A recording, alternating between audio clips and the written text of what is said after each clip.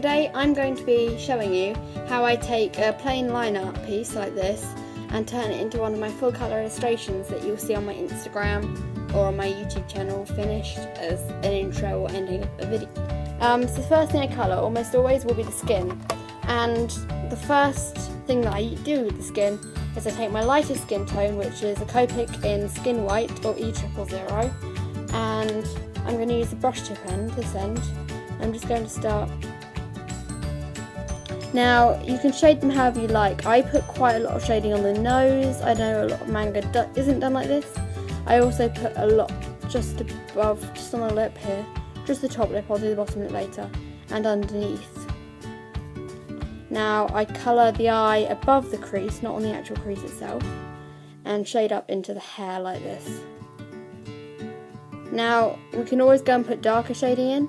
So you really just want to shade anything that's going to be even slightly in shadow.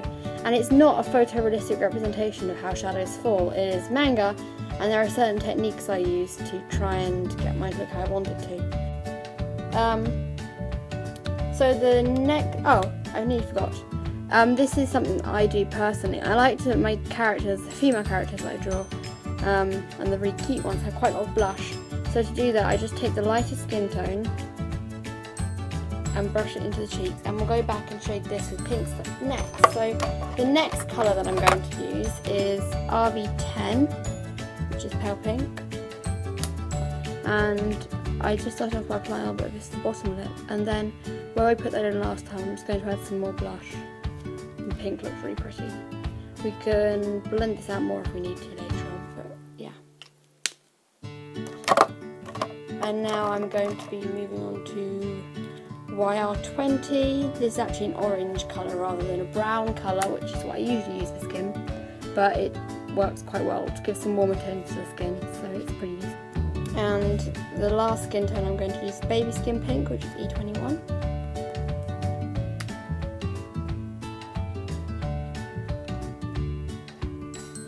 Just going to put in the very dark bits of shading. You don't need much. Sometimes I go back over the same bits twice with the same marker if it needs a little bit darker. For example here, I'm just going to go back over that a couple of times, try and get the shadow as dark as I possibly can. The hair I'm going to do in a sort of aqua colour. So the first one I'm going to use is BG01, which is aqua blue. And when I'm doing hair, I use the brush tip and just do these long strokes with the lightest colour to start off with.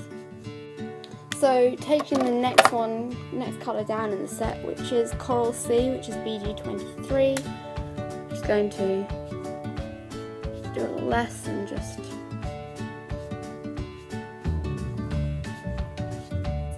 now I'm going to add a little bit of very dark shading with this blue-green BG09, and when I'm happy with that I'm going to do her eyes, and I'd like her eyes to be purple. So taking BV00, which is called Mauve Shadow, I'm just going to fill in the whole eye. And moving down one to Prune, BV02, I'm just going to begin to shade it. Just to add some darkness to the pupil, this is BV08, just called Blue Violet, and it's a much darker colour.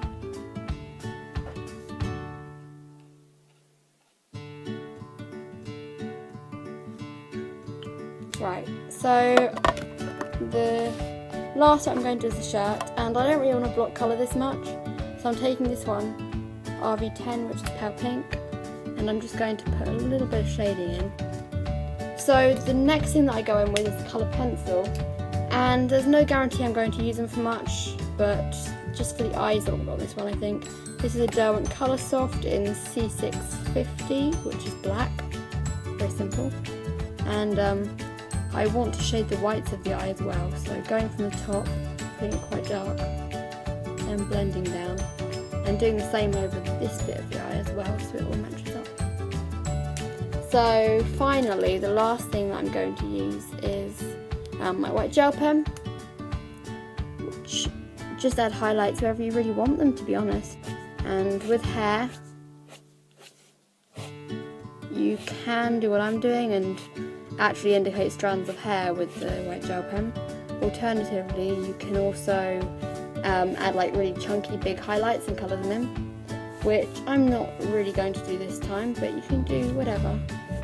I think I'm pretty much done with this. In total, this whole colouring has taken me 13 minutes, so it's pretty quick, to be honest. If I took my time, I'd do some more on the hair and things and just add some more details, but I think it looks quite nice as it is, so I'm just going to stop there. Thank you for watching. If you want to follow me on Instagram, I'm doing a giveaway soon, and that's the first place pretty much that I post my drawings unless I send them to people on Kick or something. So go there to see my drawings first. Thanks for watching, goodbye.